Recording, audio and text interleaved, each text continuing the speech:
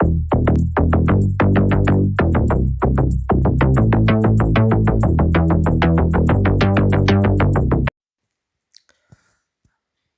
दोस्तों, driving licence से जुड़ी एक बहुत बड़ी खबर आ रही है जो आज मैं आप लोगों के साथ शेयर करना चाहता हूँ।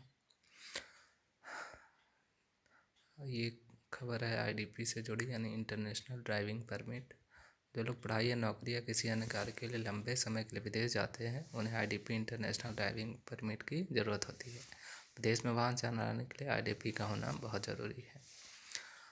इसके लिए पहले वीज़ा की ज़रूरत होती थी, लेकिन अब इसकी ज़रूरत नहीं होगी। सड़क परिवहन एवं राजमार्ग मंत्रालय ने इंटरनेशनल ड्राइविंग परमिट के लिए वीज़ा की अनिवार्यता को समाप्त कर दिया है। इसका मतलब यह हुआ कि यदि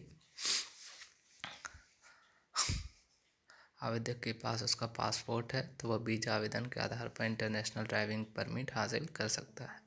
अब तक आईडीपी के लिए आवेदन फॉर्म के साथ ड्राइविंग लाइसेंस की फ़ोटोकॉपी, पासपोर्ट साइज़ फ़ोटो, आधार कार्ड के साथ ही पासपोर्ट और वीज़ा की फ़ोटोकॉपी भी देनी पड़ती थी। इस स्थिति में कई बार वीज़ा न मिल पाने के चलते लोगों को आईडीपी नहीं मिल पाता था, लेकिन अब अन्य दस्तावेजों के साथ ही पासपोर्ट और वीज़ा आवेदन की कॉपी प्रस्तुत कर आईडीपी प्राप्त कर सकेंगे। कितना देना होगा शुल्क? इसके लिए केंद्रीय सड़क परिवहन एवं राजमार्ग मंत्रालय ने वीज़ा की अनिवार्यता को तो समाप्त कर दिया है, लेकिन दूसरी तरफ मंत्रालय ने आईडीपी की फ़ीस में कुछ नए बदलाव किए हैं। मीडिया रिपोर्ट्स के मुताबिक नए आईडीपी की आवेदन फ़ीस 1,000 रुपये तय की गई है। यदि कोई व्यक्ति विदेश में है और उसका वीज़ा आगे के लिए बढ़ाया गया है तो इस परिस्थिति में आईडीपी की अवधि बढ़ाने के लिए संबंधित दूतावास के माध्यम से आवेदन करना होगा। इसके लिए 2,000 रुपये अतिरिक्त फीस देनी होगी। आवेदकों को ऑनलाइन आवेदन करते समय वैध ड्राइविंग लाइसेंस का प्रमाण, पासपोर्ट तस्वीर, राष्ट्रीयता का प्रमाण और वैध पासपोर्ट का प्रमाण देना होगा। बता दें कि आईडीपी के लिए आवेदनकर्ता उसी आरटीओ में आवेदन करना होता है जहां से उसका ड्राइविंग लाइसेंस जारी होता है। मेडिकल सर्टिफिकेट की शर्त भी खत्म हो गई। मंत्रालय ने कहा कि भारत में आईडीपी के लिए आवेदन करते समय वैध वीज़ा के साथ मेडिकल सर्टिफिकेट की शर्तों को भी हटा दिया गया है। इस नई व्यवस्था को शुरू करने के पीछे बताया जा रहा है कि जिस नागरिक के पास वैध ड्राइविंग लाइसेंस है उसे दूसरे मेडिकल सर्टिफिकेट की आवश्यकता नहीं होगी।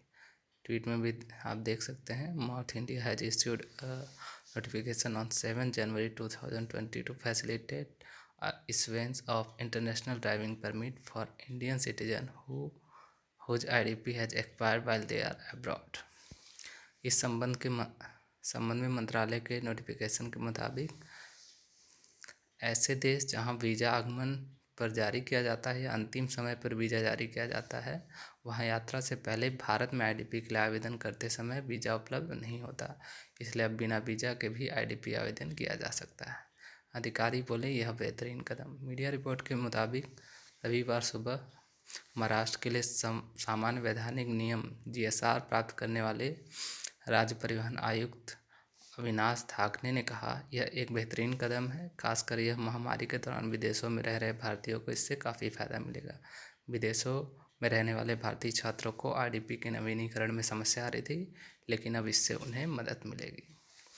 आज की खबर में बस इतना ही। धन्यवाद।